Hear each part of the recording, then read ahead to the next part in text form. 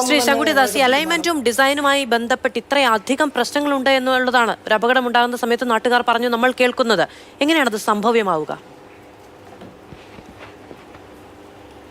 അതിലെ പ്രശ്നം ഇപ്പൊ ഇദ്ദേഹം പറഞ്ഞതിൽ തന്നെ നോക്കൂ, മുൻപേ ഈ റൂട്ടിൽ ഇത്രയും പ്രശ്നങ്ങൾ ഉണ്ടായിരുന്നില്ല. ഇപ്പോൾ പുനർനിർമ്മാണം കഴിഞ്ഞതിന് ശേഷമാണ് പ്രശ്നം ഉണ്ടായിരുന്നത്.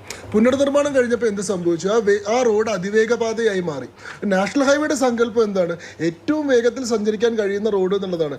80 കിലോമീറ്ററോ 90 കിലോമീറ്ററോ വേഗത്തിൽ സഞ്ചരിക്കാൻ കഴിയുന്ന റോഡ് എന്നുള്ളതാണ്. അതിവേഗപാതയാവുന്നതിന് മുൻപ് പണ്ടത്തെ റോഡായിരുന്ന സമയത്ത് അത് 30 കിലോമീറ്റർ മുതൽ 50 കിലോമീറ്റർ വരെ വേഗത്തിൽ സഞ്ചരിക്കാൻ കഴിയുന്ന റോഡാണ്. ഇതിൽ ഏറ്റവും അടിസ്ഥാനമായിട്ടുള്ള പ്രശ്നം സ്ഥലം ഏറ്റെടുക്കലുമായി ബന്ധപ്പെട്ടിട്ടാണ്. പലപ്പോഴും നമ്മുടെ നാട്ടിൽ നാഷണൽ ഹൈവേ വികസനത്തിന് വേണ്ടി സ്ഥലം ഏറ്റെടുക്കുന്ന സമയത്ത് പ്രാദേശികമായിട്ടുള്ള ഒരുപാട് പ്രശ്നങ്ങൾ ഉണ്ടാവാറുണ്ട്. പല ആളുകളും അവർക്ക് അനുകൂലമാക്കി അലൈൻമെന്റ് മാറ്റാൻ ശ്രമിക്കാറുണ്ട്. കാരണം നാഷണൽ ഹൈവേയിൽ സ്ഥലം പോവാതിരിക്കാനും നാഷണൽ ഹൈവേയുടെ വക്കത്ത് തങ്ങളുടെ ഭൂമി വന്നു കഴിഞ്ഞാൽ സ്ഥലത്തിന്റെ വില കൂടുമെന്നതുകൊണ്ടും പലതരത്തിലുള്ള സമ്മർദ്ദങ്ങൾക്കൊടുവിൽ അവസാനം കോംപ്രമൈസ് ചെയ്യേണ്ടി വരുമ്പോഴാണ് പഴയ പാത തന്നെ നാഷണൽ ഹൈവേ ആയി മാറുന്നത്.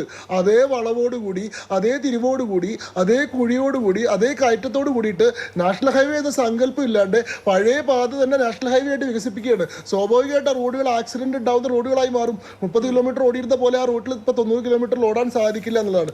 ഇത് യഥാർത്ഥത്തിൽ കുറെ കൂടി സമൂഹത്തിന് കൂടി ഈ കാര്യത്തിൽ ഉത്തരവാദിത്തമുണ്ട് എന്നുള്ളത് കൂടി നമ്മളിൽ കണക്കാക്കേണ്ടതുണ്ട്.